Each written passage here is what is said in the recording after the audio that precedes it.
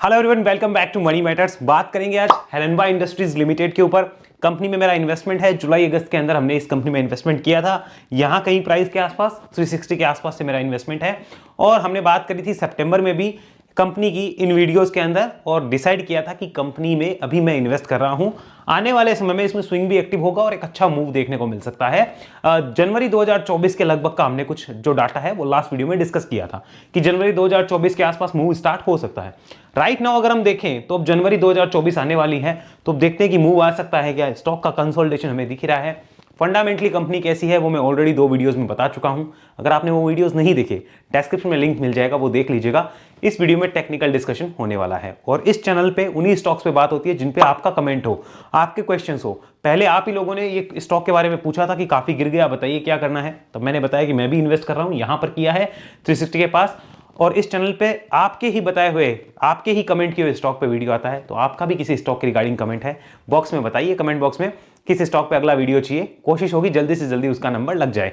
मेरे personal trade और investment ज्यादातर जो है वो मैं second channel the bull and stock पे डालता हूं। अगर आप नहीं जुड़े हैं तो second channel the bull and stock पे कनेक्ट हो सकते हैं।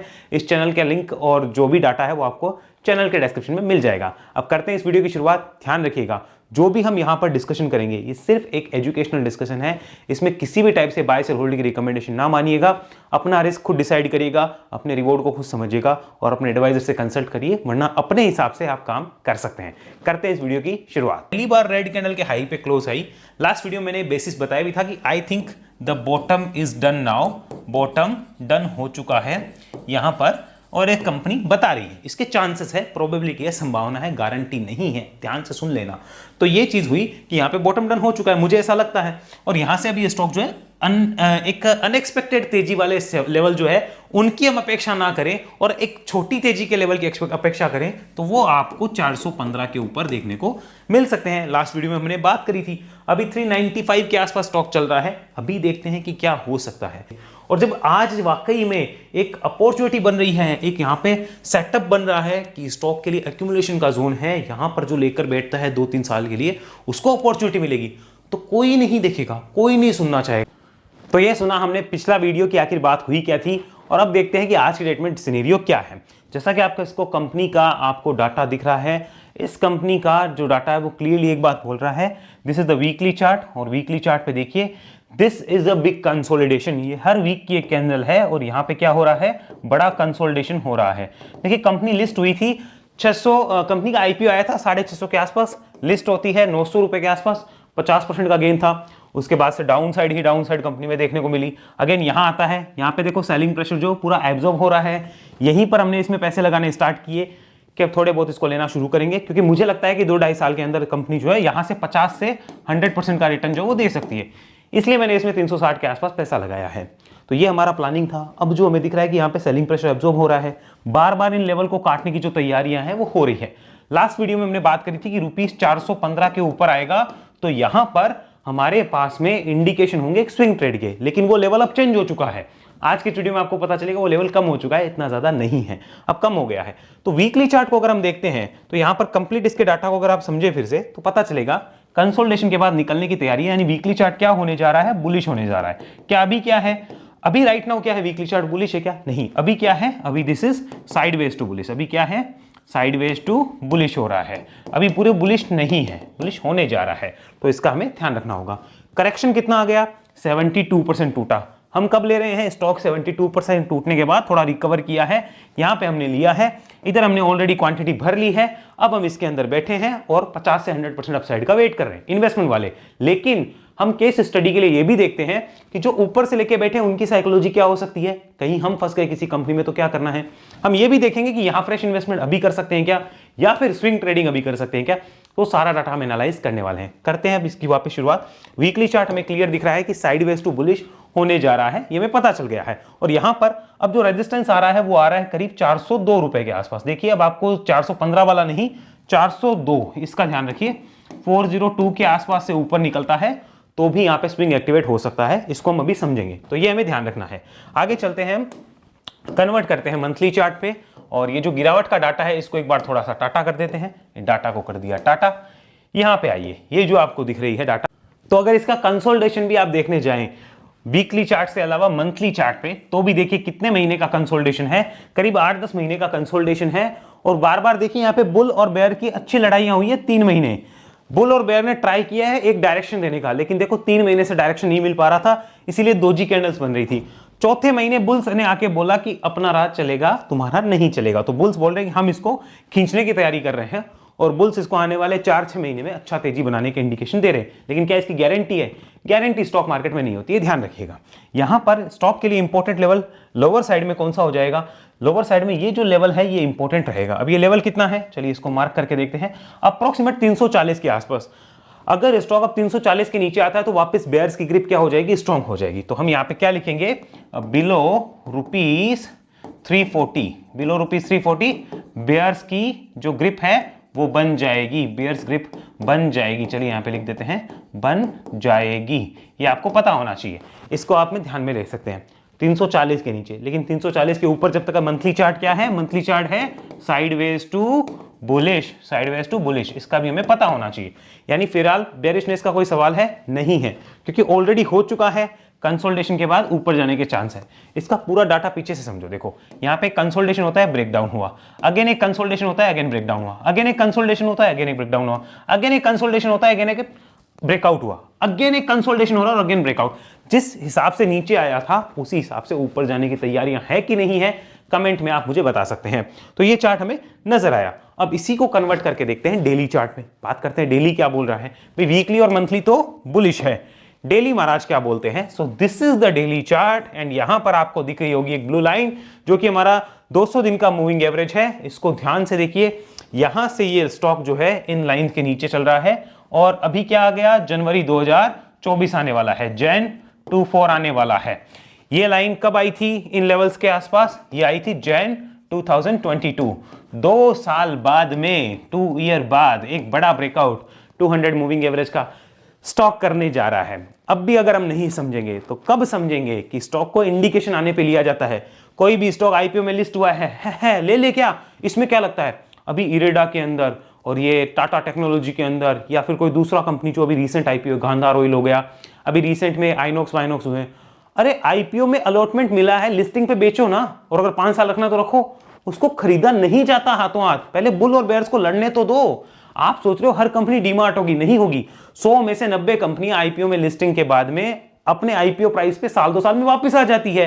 तो बेटर नहीं है कि उनको पहले लिस्ट होने दो, उसके बाद में आराम से काम करो। यहां पर डायरेक्टली लोगों को चाहिए, लो डायरेक्टली प्रसाद फिर ऐसे मिलते हैं, कितने ही स्टॉक निकाल लो, और ज्यादातर वही होंगे जिनमें आप फंसे हो। फिर ये नतीजा आता है। बहुत कम कंपनियां डीमार्ट होती है जो कि लिस्टिंग के बाद सीधी ऊपर ही जाती है, नीचे नहीं आती, बहुत कम, रेयर है, रेयर से भी रेयर है, वो ये भी ध्यान रखिएगा। तो ये 2 साल बाद 200 डेज के मूविंग एवरेज के ऊपर आ रहा है। So daily chart is clearly telling us, daily chart भी क्या बोल रहा है? डेली चार्ट बोल रहा है बुलिश है। क्या है डेली चार्ट? इस कंसोलिडेशन को देखो, this is the consolidation that happened on the daily chart. ये देखो ध्यान से, ये क्या बोल रहा है? बार बार इसका रिजेक्शन देखना, ये रिजेक्शन, ये रिजेक्शन, ये रिजेक्शन, ये रिजेक्शन। यहां पे देखो अब क्या हो गया? डेली चार्ट बुलिश हो गया है, और बुलिश हो गया है किस लेवल के ऊपर? क्लियर हो जाएगा अबो रुपीज 402। देखो मुझे तो फिलहाल अभी भी क्लियर है, फिर भी सेफ्टी पर्पस के लिए 402 के ऊपर एकदम क्लियर इंडिकेशन होगा कि हाँ स्टॉक जो बुलिश हो रहा है। उसके बाद एक स्विंग भी एक्टिव हो सकता है। तो ये क्लियर हुआ इतने महीने के कंसोलिडेशन के बाद अगर स्टॉक निकलता है तो that is not for a time pass, ये हमें समझना होगा। आइए आगे बात करते हैं, अब करना क्या है वो देखते हैं। तो उन चीजों को समझने के लिए फिर से हम चलेंगे वीकली चार्ट पे। ये वीकली चार्ट हमारे सामने आया, इसको हमने अपनी स्क्रीन पे लगाया और इसका डाटा आप समझने की कोशिश करेंगे। सबसे पहले हम बात करेंगे, देखिए हम तो केस स्टडी करते हैं, हमें कोई मतलब नहीं है बाय सेल की रिकमेंडेशन से, हम केस स्टडी कर रहे हैं कि अगर किसी के पास ऊपर से पड़ा होगा तो उसके पास क्या ऑप्शन है, यानी कि अगर वो ऑलरेडी इन्वेस्टेड है, ऑलरेडी क्या है? इन्वेस्टेड है इस कंपनी में। अब वो इन्वेस्टेड था या मजबूरी में हो गया, क्योंकि नीचे आ गया इसलिए मजबूरी में भी तो हो जाते हैं ना, तो वो अलग बात है। तो अभी क्या कर सकता है? कंपनी के फंडामेंटल कैसे हैं? देखो फंडामेंटली मैं ऑलरेडी बता चुका हूं, मुझे तो बढ़िया लगती है, बाकी सबकी अपनी अपनी समझ है, किसी को हो सकता है अच्छी ना लगती हो। टेक्निकली कैसी है? तो टेक्निकली कंपनी मुझे अच्छी लगती है, बुलिश होने जा रही है। तो अगर मेरे पास ऊपर से लिया होता तो यहां मैं क्या बेच के निकलता? जी नहीं, आंसर है क्लियर नो। तो ये क्लियर हो गया कि बेचने का तो फिलहाल कोई सेंस बनता नहीं है। अब बात करते हैं ऊपर से नहीं लिया, यहां से लिया हुआ होता तो क्या होता, तो उसकी बात हम फ्रेश इन्वेस्टमेंट वाली कैटेगरी में अभी करेंगे। यानी नीचे से अगर ले रखा है तो अभी राइड कैसे होगा, वो फ्रेश इन्वेस्टमेंट वाली कैटेगरी में हम करेंगे। यहां पे हमें क्लियर होगा कि बेचने का कोई सेंस नहीं है। अगर नीचे से ले रखा है तो वो क्या हो सकता है, राइड हो सकता है, राइड हो सकता है, राइड करेंगे उस केस के लिए। अब राइड किस टाइप से करना है, राइड के लिए जैसे ही ₹402 के ऊपर स्टॉक सस्टेन करेगा तो फिर राइड के लिए ₹340 इंपॉर्टेंट लेवल होगा, ये हमें समझना होगा। हमने नीचे से कहीं भी ले रखा हो 340 क्या हो जाएगा, इंपॉर्टेंट हो जाएगा, ये नोट डाउन करना है राइड के लिए, समझे, अगर ले रखा है नीचे से तो। अब बात करते हैं किसी ने नीचे से नहीं ले रखा होगा तो कोई यहां लेना चाहता है तो उसकी केस स्टडी क्या बोलती है। देखिए हम बात करते हैं फ्रेश इन्वेस्टमेंट की। तो फ्रेश इन्वेस्ट ऐसे चार्ट पे किया जा सकता है क्या, जब इतना स्टॉक में 72% करेक्शन है, यहां सेलिंग प्रेशर एब्जॉर्ब हो रहा है, अपर रेंज के आसपास आके स्टॉक ब्रेकआउट की तैयारी कर रहा है, तो इन्वेस्टमेंट कर सकते हैं क्या। ध्यान रखिए इन्वेस्टमेंट और ट्रेडिंग में फर्क होता है। इन्वेस्टमेंट का अर्थ है कि आप 1 से 2 साल के लिए बैठोगे और आप अच्छा रिटर्न यानी 50 से 100% रिटर्न जो है वो एक्सपेक्ट करके चल रहे हो, ये होता है मेरे लिए इन्वेस्टमेंट का मतलब। अब यहां पर अगर हम बात करें तो इसको हमें देखना है कि हम इस प्राइस पे ले सकते हैं क्या, तो आंसर होगा यस। किसी को फ्रेश इन्वेस्टमेंट करना है, यस। दो कैटेगरी होगी, पहला होगा जो विद स्टॉप लॉस करना चाहेगा, विद एसएल, तो उसके लिए ₹340 इंपॉर्टेंट रहेगा, ये ब्रेकआउट के बाद 402 के ऊपर जाने के बाद। कोई कहता है कि नहीं मेरे को विदाउट करना है, विदाउट एसएल करना है, तो उसके लिए तो फिर नीचे आता है तो फिर डिप में और लेना बनता है, ये ध्यान में रखिएगा। लेकिन इन्वेस्टमेंट के लिए सबसे पहले क्या देखते हैं, कंपनी का फंडामेंटल ओके है, टेक्निकल ओके है, तो प्रॉब्लम नहीं है। विद स्टॉप लॉस जाना है तो टेक्निकल फॉलो करो, विदाउट स्टॉप लॉस जाना है तो फंडामेंटली अगर स्टॉक 200 रुपए भी आए तो फिर लेने की कैपेसिटी होनी चाहिए। मैं क्या कर रहा हूं वो मैं आपको बताने जाऊंगा अभी थोड़ी देर में।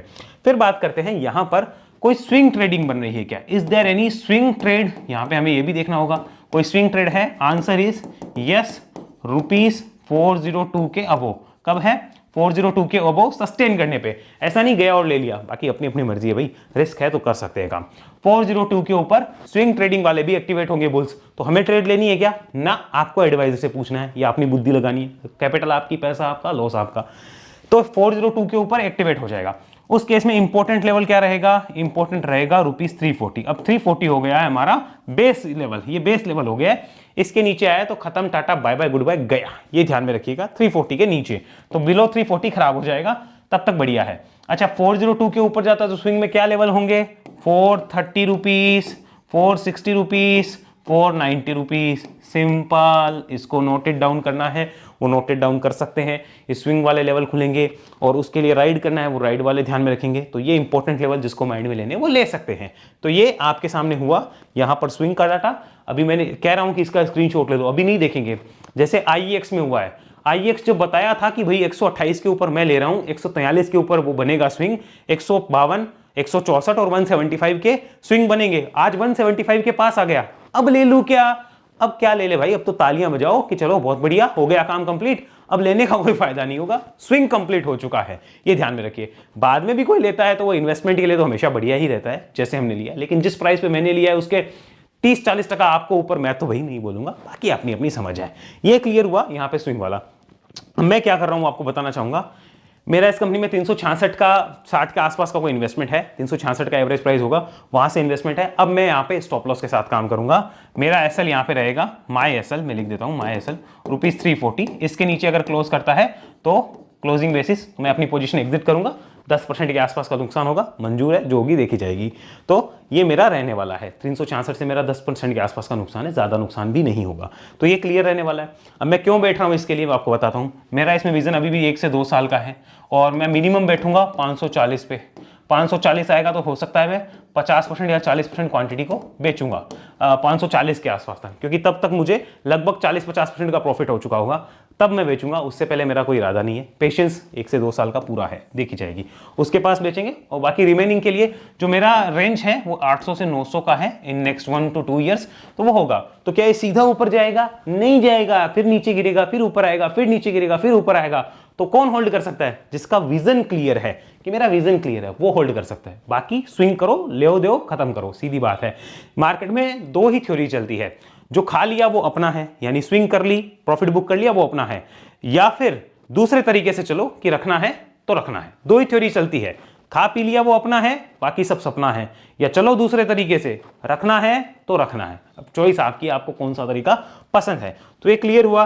अब इसमें देखो मैं हमेशा ही कहता हूं कि राइड भी कर सकते हैं। जैसे स्टॉक मान लीजिए यहां से 440 आ गया, अब मैंने इंपॉर्टेंट सपोर्ट अभी मेरा कितना है 340 इंपॉर्टेंट सपोर्ट है, इसको कितना शिफ्ट कर देंगे 380 पे कर देंगे। अच्छा स्टॉक कितना आ गया 500 प्लस आ गया, अब इंपॉर्टेंट सपोर्ट हम कहां शिफ्ट कर सकते हैं 440 पे शिफ्ट कर सकते हैं। अच्छा स्टॉक कितना आ गया 600 आ गया, अब हम शिफ्ट कर देंगे यहाँ पे 500 पे। इस तरीके से ट्रेल भी कर सकते हो राइडिंग के लिए, वो अपने रिस्क के हिसाब से होता है, कोई दूसरा नहीं बता सकता। ध्यान में रखो मेरा शॉर्ट टर्म राइड का स्टॉप लॉस अलग होगा, लॉन्ग टर्म राइड का अलग होगा। तो जो शॉर्ट टर्म राइड कर रहे हैं उसको अलग तरीके से राइड करना होगा, लॉन्ग टर्म वालों को अलग। कैटेगरी कौन सी है वो तो डिसाइड करो। ये नहीं होता है बाय और होल्ड, सेल और होल्ड, ऐसे स्टॉक डिसाइड नहीं होते। क्या रिक्वायरमेंट है वो डिसाइड होती है, buy range, target, time period, return expectations, उसके हिसाब से काम होता है। आई होप आपको क्लियर हुआ होगा। हेरनबाई इंडस्ट्रीज जो कि मेरे रडार पे है, स्टॉक मेरे पोर्टफोलियो में है, मुझे लगता है कि 2 साल में शायद अच्छा रिटर्न मिल जाए। 1 साल में 540 भी आ गया तो अपने तो थोड़ा बहुत तो प्रॉफिट बुक करके निकलना ही है। तो ये क्लियर होना चाहिए आपको।